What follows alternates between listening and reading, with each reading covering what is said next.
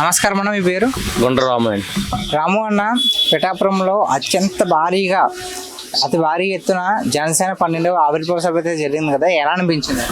అది చాలా ఇప్పుడు 11 ఆయుర్వేద చేసి 12 మాత్రం చాలా ఘనంగా జరిగిందని చెప్పుకోవచ్చండి. ఇలాంటి సభ ఇప్పుడు కూడా చూడలేదు. కుంభమేళ తర్వాత కుంభమేళ లాంటి సభ జరిగింది.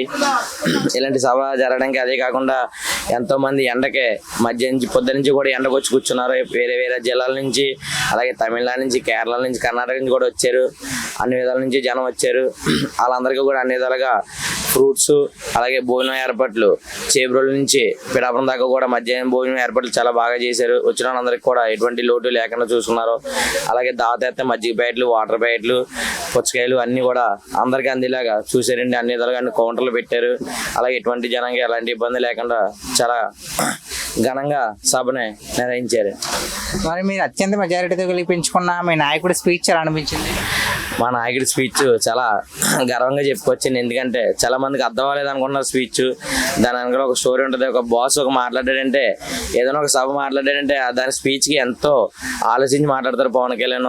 అది ఇప్పుడు అర్థం కాకపోవచ్చు. చాలా మంది అదే స్పీచ్ అని చాలా మంది అనుకుంటున్నారు.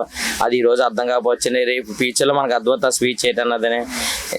ఆ స్పీచ్ కోసం పవన్ కళ్యాణ్ మాట్లాడారంటే ఇప్పుడు రాబోయే రోజుల్లో ఆ స్పీచ్ ఉపయోగపడేలాగా పవన్ కళ్యాణ్ మాట్లాడతారు తప్పించి భవిష్యత్తు కోసం ఆలోచించి మాట్లాడతారని పవన్ కళ్యాణ్ గారు. పరిపాలన ఎలా ఉందండి మరి అధికారంలోకి వచ్చిన తర్వాత? పరిపాలన మేము చెప్పడం ఎందుకంటే చూస్తున్నారు కదా, జనం చూస్తున్నారు కదా. ఎప్పుడు లేని రోడ్లు 5 సంవత్సరాలు ఎటువంటి రోడ్డు ఏం రోడ్లల్లా చిన్న 4 ఇల్లు ఉన్న రోడ్డు కూడా కొంపలు కూడా ఒక రోడ్డు వేసాను. సీసీ రోడ్లు ఎంతో గర్వంగా చెప్పుకోవచ్చు. అలాగే మాది పిఠాపురం అండి. మా పిఠాపురంలో ఎటువంటి ఇబ్బంది లేకుండా ఏ కార్యకర్తకి ఏ సమస్య వచ్చినా సరే మా ఇన్ఛార్జిగా నిలబడుతున్నారు. అక్కడ మా పవన్ కళ్యాణ్ గారు ఎలా అయితే చెప్పారు ఎలక్షన్ ముందర, ఇప్పుడు కూడా అదే పని చేస్తున్నారు.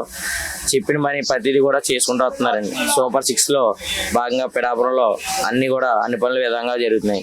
నెక్స్ట్ టైం కూడా పోటీ చేస్తే ఇక్కడ నుంచి ఓటేస్తారా? మరి నెక్స్ట్ టైం పోటీ లేదండి పవన్ కళ్యాణ్ గారికి అని చెప్పొచ్చు. పిఠాపురంలో ఇంకా పిఠాపురంలో పోటీ చేసి నాయకులు ఎవరు ఉన్నారు? వైసీపీ నుంచి కూడా ఎవరు లేరు కదా.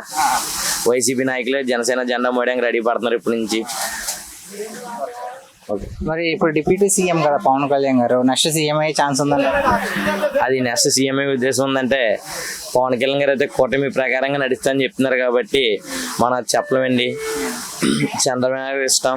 ఎందుకంటే పవన్ కళ్యాణ్ గారు ఎంతో గౌరవించి చంద్రబాబు గారికి కూటమి ప్రభుత్వం చెప్పేసి కలిసి కట్టుకుని నడుస్తున్నారు కాబట్టి దానికి మనం ఏం చెప్పలేమండి.